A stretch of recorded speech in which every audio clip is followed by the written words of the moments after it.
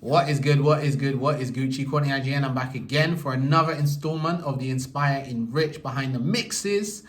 If you're not familiar with the behind the mixes, guys, check out the previous episode. So there I was talking about behind the reggae roots and culture mix, and then I also talked about the future Travis Scott and Young Thug mix. So I also gave some insights into why I did those, what the rationale, what the thinking was. This time around, I'm talking about the Super Six guys, the kings and queens of R&B: Usher, Chris Brown, Trey Songz, Beyonce, Alicia Keys, Mary J Blige. So guys, let me just kick it off. So basically, guys, for a long time I've been hearing about the kings of R&B.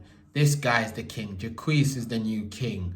I can't even remember the viral guy, but they were YK Osiris was saying he's the king.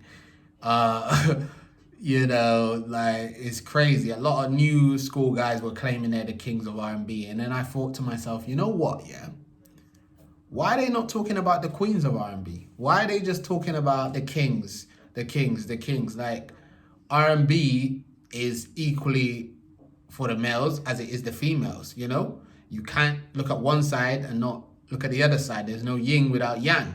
So, yeah, then I started to think to myself, you know what? February, Valentines period, it could be the right time to shed light on my view of the kings and queens of R&B.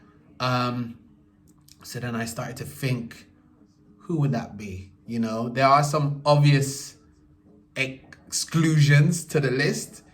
Somebody who would have been accounted for as a king of R&B could not make the list. I'm not going to say the name, but if you're smart, you'll know who I'm talking about, because their catalog is ridiculous, but their actions cannot be condoned, and I can't have that in my mix, unfortunately. So that's why they're not in there, just to address that red herring if anyone's thinking, well, why is he not in it? That's why he's not in it, because we ain't running with that. We ain't, you know what I'm saying? We ain't with that. So, yeah, they can't make it.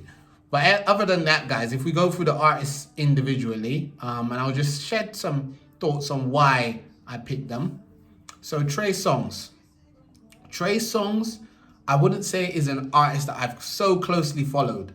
But as I did with every single artist, I went back to their very first project on Apple Music, Spotify for those that use Spotify, and just went through each of them just to kind of remind myself of the songs that Trey Songz has delivered, which is like, it's very intimate, it's very like playboyish, it's very like, you know, it's like, yeah, I'm that guy kind of vibe. And he kind of held down that lane, and he still does, I think, to a degree, in terms of that, like, I wouldn't say gangster R&B. It's more like, yeah, I'm that man. You know what I'm saying? And it's very, he's very descriptive in his R&B, very storytelling-ish in his R&B. So yeah, that's the reason why I picked Trey Songz. Usher, if we go into Usher, I don't even know what to say about Usher, but Usher basically is a king. He's the king, blood. Like, it's that simple. Like, Confessions, you know, the list is endless of his classic songs and classic molding, like projects that have molded the sounds for future generations to follow suit of. Like, it's that simple. Like, the guy, new and old, has just kept it up, stayed relevant for so long, from a very young age, and it's crazy. Like, king, done. Next, Chris Brown, again, very young age. I think he's like early 30s now, maybe 31, and he's been in the game since, I believe he was 15. What was his name? C Sizzle. Like, and the amount of music that he's dropped, not only on the R&B, like the other two artists. This is a key thing here, guys. Each of these artists have not only done R&B, they've done hip hop, they've done all different genres, but their root, the basis of their sound is R&B, in my opinion. So this is why they fit that criteria. So yeah, going back to Chris Brown, he's not only controlled the R&B lane like the others. He's also dabbled in other areas and, you know, pop space. But if we zone in on the R&B side, guys, like even across the Indigo and the Heartbreak, on a Full Moon, I believe the name is, I've forgotten now off the top of my head, he smashed that with a bag of R&B hits. Like, and even before that, Take You Down, which you'll hear all in the mix, and those kind of songs, like, he's king status. So yeah, there you go, Chris Breezy. Now let's get on to the females. So Beyonce, Queen Beyonce, man. It's like, let's skip this too. Beyonce is a queen in her own right. Like, she's 100% just dominant, like forceful, fierce, like, and maybe some of her early work is more pop centric, but there's always emotion there. You know, when you listen to projects like Lemonade, you feel it. You feel what she's saying. So yeah, you'll hear the Beyonce angle there. Queen. Next queen in the list, Alicia Keys. The first female that I know of, you know, that I've been following to really hone in on keys, literally the keys, like, and just make that the staple of her sound. Like, she really has a sound, you know, when you hear it, you know, oh, that's Alicia Keys, because she made that.